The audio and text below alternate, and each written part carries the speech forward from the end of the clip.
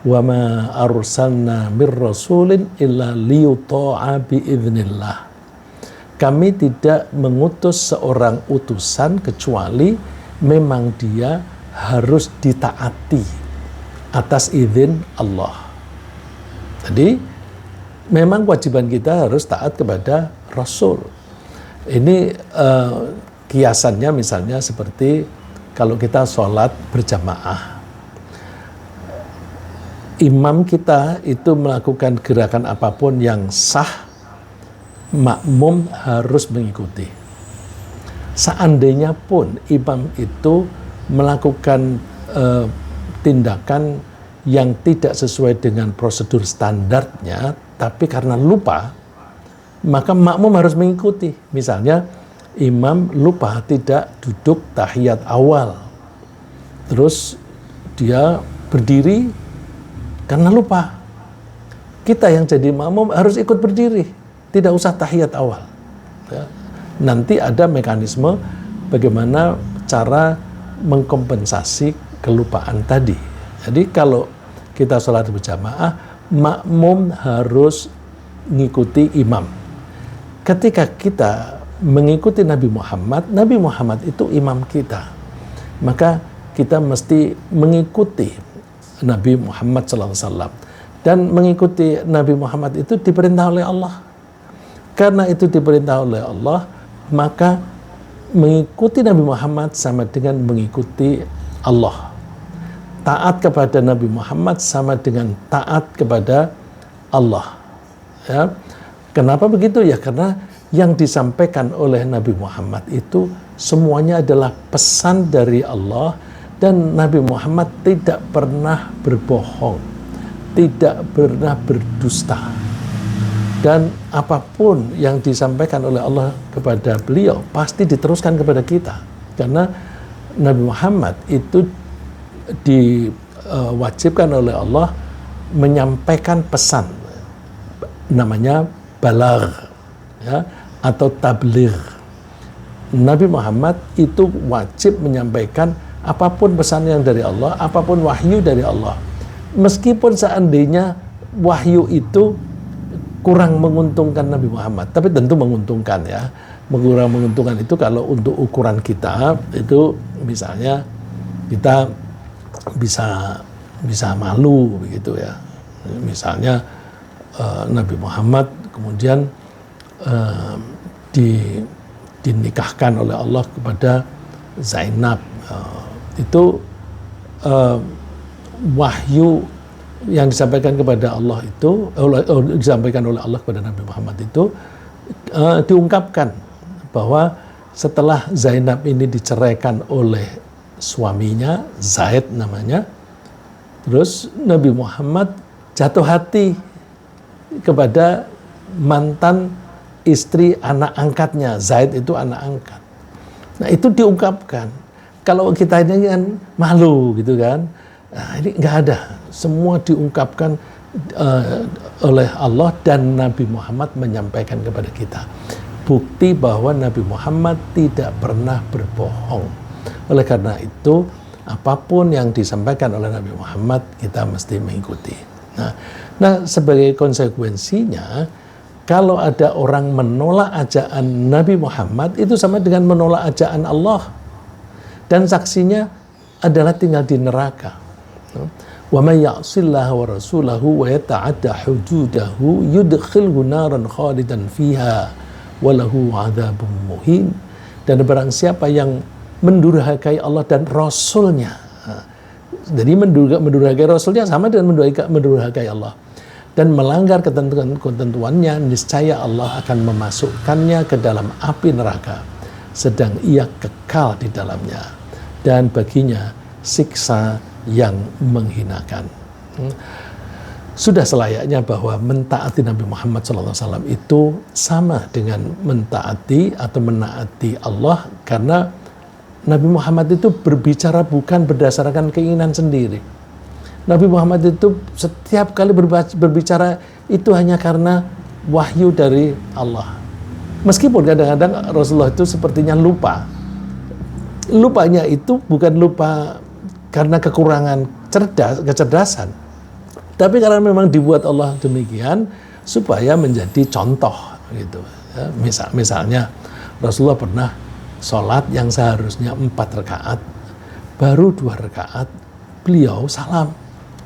Kemudian beliau menyingkir dari tempat sholat, lalu ada sahabatnya mendekati Rasulullah, apakah Rasulullah lupa atau sengaja? Jawab Rasulullah, aku tidak lupa dan tidak sengaja. Oh, itu kan aneh. Nah, itu artinya apa yang dilakukan oleh Rasulullah itu sudah masuk di dalam skenario yang dibuat oleh Allah. Dia memang harus begitu. Supaya apa? Supaya bisa menjadi pelajaran kalau kamu lupa dalam sholat, kemudian setelah sholat pun kamu sudah selesai, kalau belum lama kamu meninggalkan atau menyelesaikan sholat, ingat, aku kurang 1 rakaat atau kurang 2 rakaat, langsung saja berdiri ditambah kekurangannya, tidak usah mulai dari awal. Nah, itu contoh yang diberikan oleh Allah melalui Rasulullah yang seolah-olah lupa. Jadi itu bukti bahwa Rasulullah itu berbicara atau berperilaku semua itu terbimbing oleh Allah karena beliau menjadi contoh kita. Ya. Allah berfirman, "Wan najmi idza hawa ma dhalla sahibukum wa ma ghawa wa ma yantiqu 'anil hawa in huwa illa wahyu yuha." Allah bersumpah, ya, demi bintang ketika terbenam, Muhammad tidak sesat dan tidak pula keliru. Nah, ini kan janji dari Allah. Muhammad ini tidak keliru dan tidak sesat. Tiadalah yang diucapkan oleh Nabi itu kecuali, mohon maaf, bukanlah yang diucapkan itu karena dia mengikuti hawa nafsu. Hawa nafsu itu keinginan. Jadi dia berbicara itu bukan karena keinginannya sendiri. Tapi ucapannya itu tiada lain adalah wahyu yang diwahyukan oleh Allah kepadanya. Jadi dengan demikian para ulama menganggap apapun yang diucapkan oleh Nabi itu menjadi hukum, menjadi hukum, dan dengan demikian Nabi Muhammad adalah sumber hukum. Jangankan yang diucapkan, kalau yang diucapkan itu menjadi hukum, maka yang didiamkan, Rasulullah diam, itu juga hukum. Jadi misalnya ada contoh seorang sahabat, ya, Khalid bin Walid, makan binatang yang tidak lazim dimakan. Binatang itu kadal gurun, ya, kadal yang ada di gurun. Nggak lazim itu dimakan. Tapi Khalid sengaja makan itu di depan Nabi. Nabi diam. Nah, diamnya Nabi itu adalah hukum. Artinya apa? Boleh makan kadal itu, halal, meskipun Nabi tidak suka. Ya, jadi kalau Nabi tidak mengikut makan karena tidak berselera, tidak suka dengan itu. Tapi kalau ada orang makan itu boleh. Kenapa Khalid itu melakukan itu? Karena Khalid itu panglima perang. Perang pada zaman dulu itu sering dilakukan di padang pasir, di tanah yang luas, tidak ada air, tidak ada makanan, tidak ada tumbuh-tumbuhan. Maka Khalid mencoba membawa kadal tadi, ditunjukkan kepada Rasulullah. Dia tidak bertanya, tapi makan aja. Berarti boleh. Nah, ini Khalid mempunyai bekal. Jadi kalau ada di gurun, ada di padang pasir, tidak ada makanan apapun, adanya kadal itu, maka pasukannya kalau lapar boleh makan itu. Nah, inti dari ajakan Nabi Muhammad itu mesti menyembah Tuhan yang satu sambil berperilaku baik. Ini gabungan, ya, menyembah Tuhan yang satu dan berperilaku baik. Berperilaku baik itu saya menerjemahkan dari amal soleh. Qul innama ana basyarum mithlukum yuha ilayya annama ilahukum ilahu wahid. Katakan, saya ini hanya manusia biasa seperti kalian. Hanya bedanya saya ini diberi wahyu bahwa Tuhanmu itu Tuhan yang satu. Faman kana yarju liqa'a rabbih falyamal 'amalan shalihan wa la yusyrik bi ibadati rabbih ahada. Siapa di antara kalian kalau mempunyai harapan ingin bertemu dengan Tuhannya kelak di akhirat, caranya beramal soleh, berperilaku baik, dan tidak menyekutukan Allah dengan suatu apapun. Udah, asal tidak menyekutukan Allah artinya mengakui Allah sebagai satu-satunya Tuhan, dan kemudian perilakunya perilaku yang baik. Itu dijamin masuk surga. Nah, agar kita bisa menaati Nabi Muhammad SAW dengan baik, caranya gimana?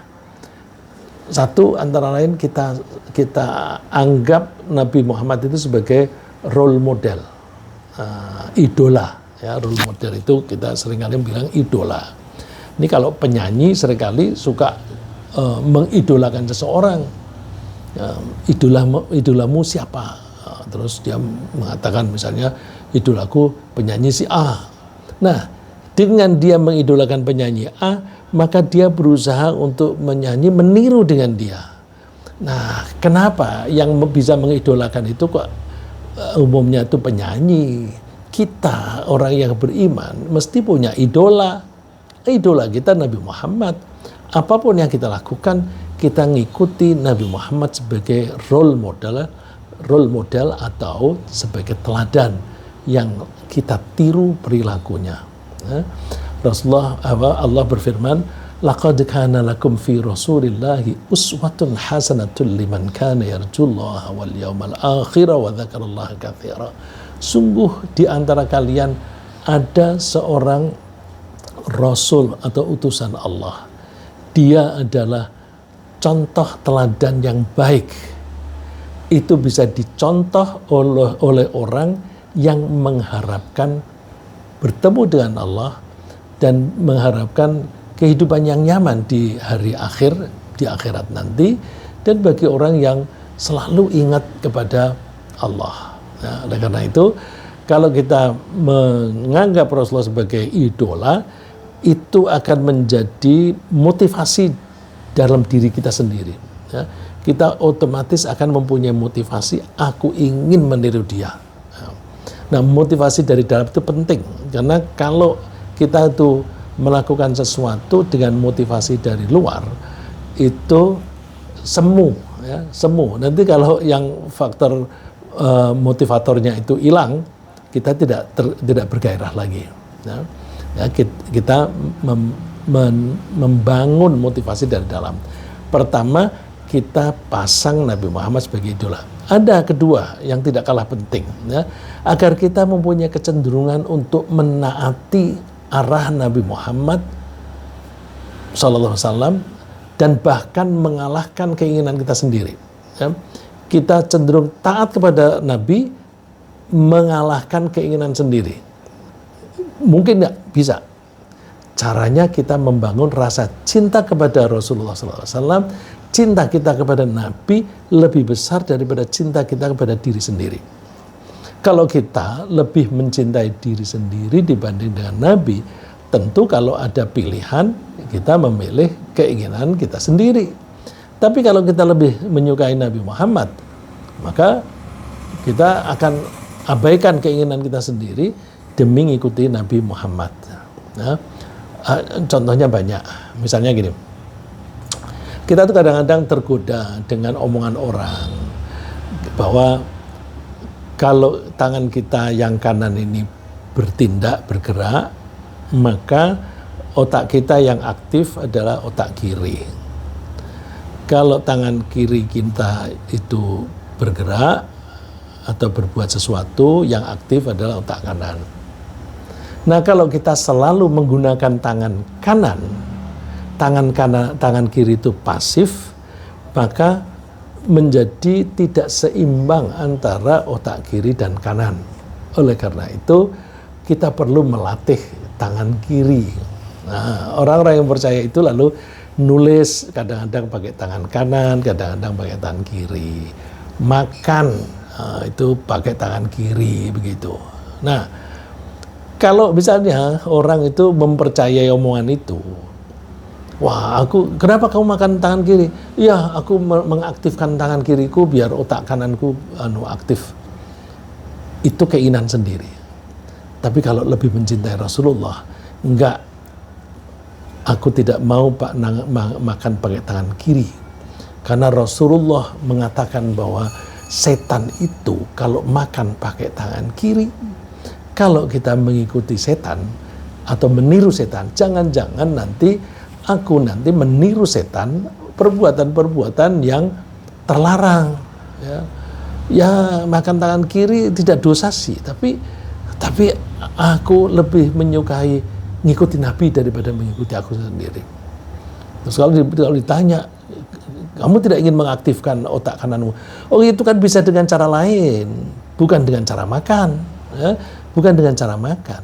Mengerjakan apa-apa misalnya itu ya kadang pakai tangan kanan, kadang pakai tangan kiri. Jadi tidak pada posisi pada saat makan, karena Rasulullah menganjurkan kita makan pakai tangan kanan.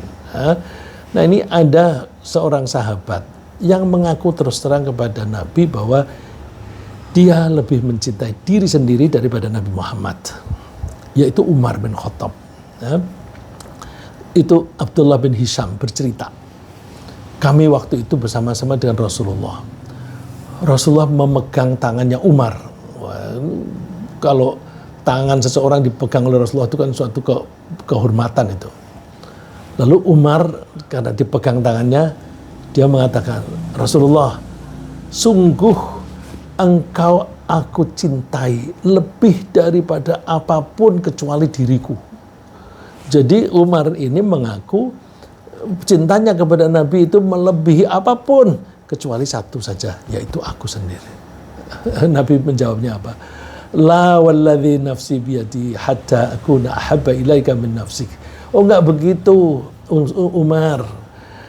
Imanmu belum sempurna sampai aku lebih kamu cintai daripada cintamu pada dirimu sendiri. Ya, ini konsekuensinya apa?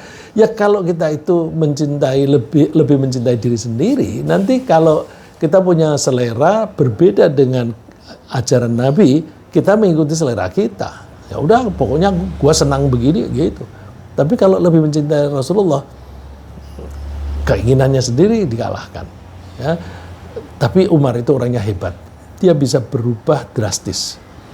Faqala lahu Umar, fa innahu al'an. Umar lalu mengatakan, sekarang Rasulullah, demi Allah engkau lebih aku cintai daripada diriku sendiri. Nabi Muhammad kagum. Al-an ya Umar, sekarang Umar? Iya, sekarang. Jadi dia bisa berubah dalam waktu sekejap. Ini jarang orang yang bisa seperti itu. Nah, untuk membuktikan ketaatan kepada Nabi, kita mesti berusaha selalu melaksanakan perintah Nabi dan meninggalkan larangannya. Ya, sebagaimana kata Nabi yang dianjurkan oleh Allah. Wa ma atakumur rasulu fakhudhuhu wa ma nahakum anhu fantahu. Ini firman Allah ya. Firman Allah menganjurkan kepada kita, apapun yang diberikan oleh Rasul ambil. Dan apapun yang dilarang oleh Nabi jangan lakukan. Nah, ini konteksnya waktu itu pemberian rampasan perang. Ya, kalau dia dikasih ambil, tapi kalau Nabi melarang jangan ambil. Nah, ini umumnya ulama memperluas pemahamannya. Apapun yang diperintah oleh Nabi itu kan seperti yang diberi, laksanakan. Dan apapun yang dilarang oleh Nabi jangan lakukan. Nah, ini kadang-kadang ada orang yang berlebihan. Nabi tidak melarang, dia melarang-larang. Ya, kalau Nabi tidak melarang, tidak ada bertentangan dengan ajaran Nabi, ajaran Quran, ya kita nggak usah melarang. Tapi ada orang yang suka merasa benar sendiri. Kalau dia bilang kalau Nabi tidak melakukan, jangan lakukan. Loh, kalau Nabi tidak melakukan itu tidak harus berarti dilarang. Ya, seperti tadi Khalid bin Walid tidak mau itu ketika makan kadal, Rasulullah tidak mau makan. Bukan berarti dilarang. Jadi tidak selalu ya apa yang tidak dilakukan oleh Nabi itu dilarang. Nah, ketika kita mencari solusi terhadap permasalahan ini masih bagaimana cara kita taat kepada Nabi. Nah, ketika kita mencari solusi terhadap permasalahan hidup, kita punya problem, terus kita mau mengatasinya. Atau kita akan melakukan apapun. Nah, kalau kita punya cita-cita, itu kan bukan karena problem, tapi kita ingin meraih sesuatu, lalu kita melakukan sesuatu program misalnya itu. Nah, itu kita mesti punya pedoman. Pedomannya apa? Ajaran Nabi.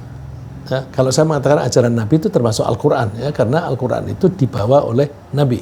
Ya.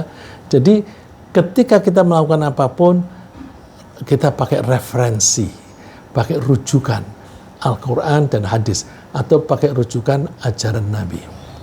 Nah, dari mana kita bisa memperoleh ajaran Nabi? Bisa dari Quran, dan juga dari hadis. Ya, fala wa rabbika la yu'minuna hatta yuhakkimuka fima syajara bainahum thumma la yajidu fi anfusihim harajan mimma qadaita wa yusallimu taslima. Maka demi Tuhanmu, mereka belum betul-betul beriman kalau mereka tidak mengambil keputusan meminta dari kamu Nabi Muhammad, minta keputusan terhadap problem atau sengketa yang muncul di antara mereka. Jadi kalau mereka, ini para sahabat, mempunyai sengketa, maka mereka datangnya kepada Nabi sebagai penengah. Nah, terus kalau Rasulullah itu memutuskan sesuatu, nggak ada keberatan sama sekali atas keputusan Nabi. Ya. Mimma qadaita thumma la yajidu fi anfusihim harajan mimma qadaita. Mereka tidak mempunyai keberatan sama sekali atas apa yang engkau putuskan. Wa yusallimu taslima, dan mereka tunduk patuh dengan betul-betul tunduk. Nah, saya kasih contoh. Ada seorang memberi hadiah kepada salah satu dari anaknya, tapi anak yang lain tidak diberi. Terus ketika anak ini diberi hadiah oleh bapaknya, ibunya anak ini atau istrinya keberatan. Kenapa kamu ngasih satu anak ini, yang lain tidak? Lapor dulu kepada Rasulullah. Boleh nggak kamu memberi hadiah kepada salah satu anak? Terus suaminya nurut, menghadap kepada Rasulullah sambil membawa anak tadi. Rasulullah, saya telah memberi hadiah kepada anak ini, tapi saya tidak memberi hadiah kepada anak yang lain. Rasulullah mengatakannya apa? Jangan, kalau kamu memberi satu, kasih semuanya. Kalau kamu tidak memberi satu, semuanya jangan dikasih. Kamu harus adil di antara anak-anakmu, ya, adil terhadap anak-anakmu. Itu. Terus orang ini pulang, barang yang dihadiahkan kepada anaknya tadi diambil kembali. Artinya dia nurut, tidak keberatan sama sekali terhadap keputusan Nabi. Kita bisa mengetahui bahwa kita bisa memperkirakan bahwa kalau dia itu memberi hadiah kepada salah satu, berarti dia tuh sangat menyayangi anak ini, tapi kurang menyayangi anak yang lain. Tapi meskipun begitu, dia rela meninggalkan itu, mengikuti Nabi. Kasus yang lain, ada seorang Muslim bersengketa dengan orang Yahudi. Mereka bertengkar, lalu orang Yahudinya mengajak kepada orang yang Muslim tadi, gini aja deh, kamu kan punya Nabi, ayo kita pergi ke Nabimu, kita konsultasi. Dia setuju, lalu mereka berdua menghadap Nabi. Ternyata Nabi membenarkan orang Yahudi, ya karena memang dia yang lebih berhak. Si orang Muslim tidak mau mengaku bahwa itu dia yang lebih berhak, padahal sebenarnya yang berhak Yahudi tadi. Rasulullah memenangkan orang Yahudi, ya, meskipun dia non Muslim dan meskipun pesaingnya ini adalah Muslim. Terus orang yang Muslim ini pergi ke begitu keluar dari Nabi Muhammad, bertengkar lagi. Dia tidak bisa menerima keputusan Nabi. Terus si orang Yahudi bilang, ayo kita ke Umar. Lapor ke Umar. Terus Umar mengatakan bahwa orang ini berarti munafik. Orang ini berarti munafik. Lalu dihukumlah si orang yang mengaku Muslim tadi. Ya, jadi kalau orang Muslim benar itu rela mengambil keputusan Nabi. Nah, kita tidak hidup pada zaman Nabi, maka caranya kita merujuk kepada ajaran Nabi, baik itu dari hadis maupun dari Al-Quran. Nah, dalam hal menganggap Nabi Muhammad SAW itu sebagai rujukan, jika kita mempunyai selera tertentu yang berbeda dengan ajaran beliau, kita rela meninggalkan selera kita dan lebih memilih dan mengikuti ajaran beliau atau mengutamakan pilihan beliau. Ini eksplisit disebutkan oleh Allah, wa ma kana lil mu'minin wa la mu'minatin idza qadallahu wa rasuluhu amran ay yakuna lahumul khiyaratu min amrihim.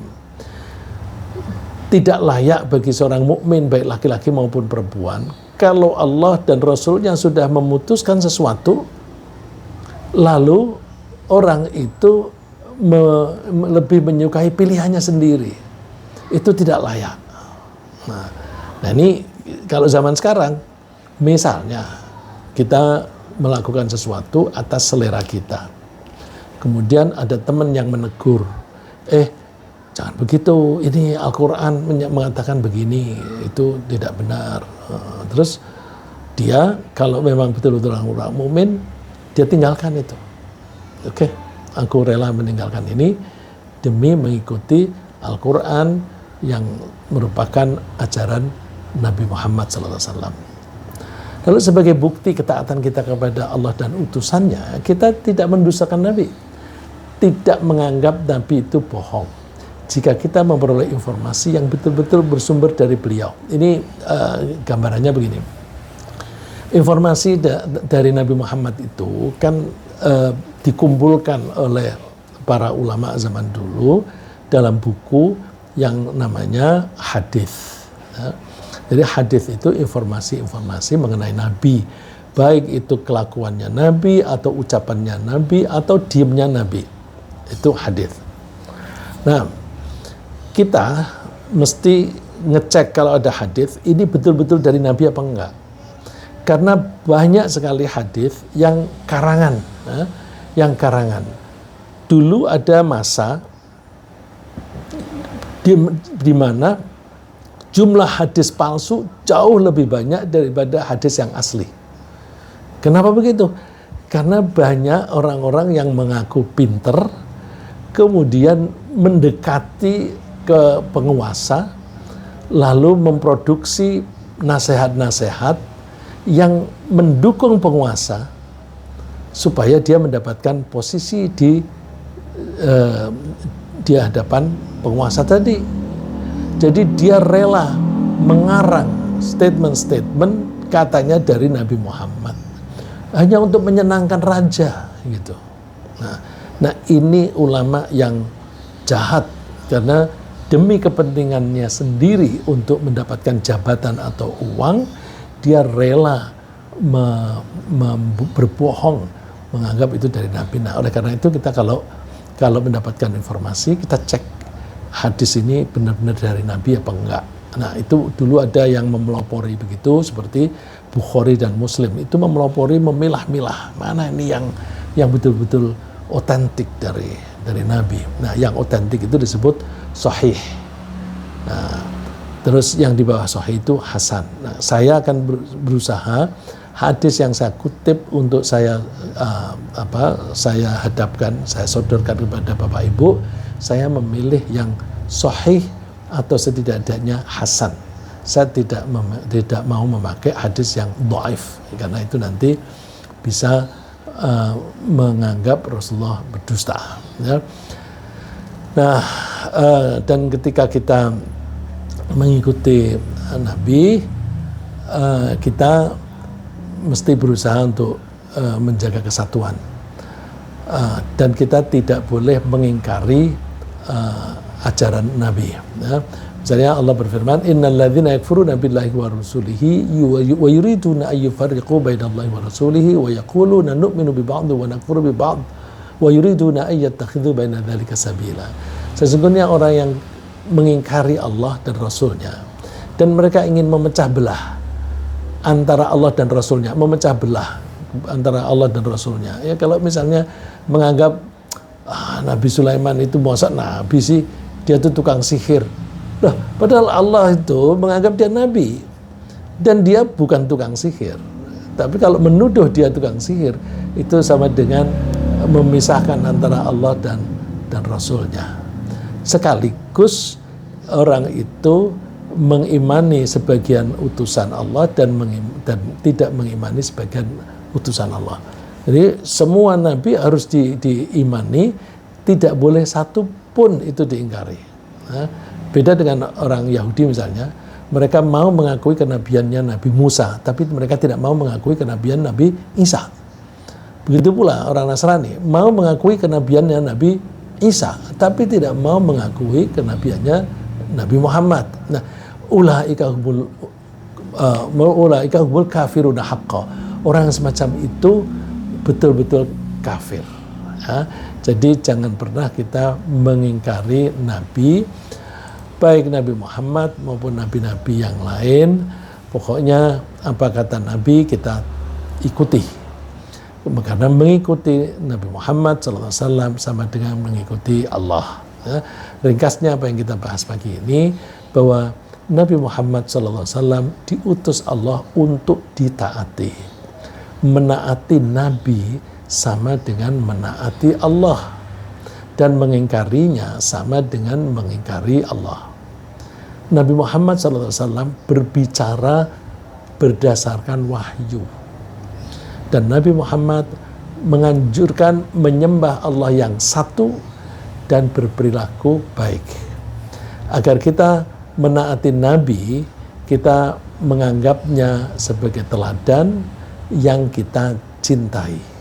Nah, dengan kita menganggap beliau sebagai teladan yang kita cintai, maka kita akan mempunyai motivasi dari dalam untuk selalu mengikutinya. Semoga Allah menjadikan kita hamba-hambanya yang taat kepadanya dan juga taat kepada utusannya. Amin.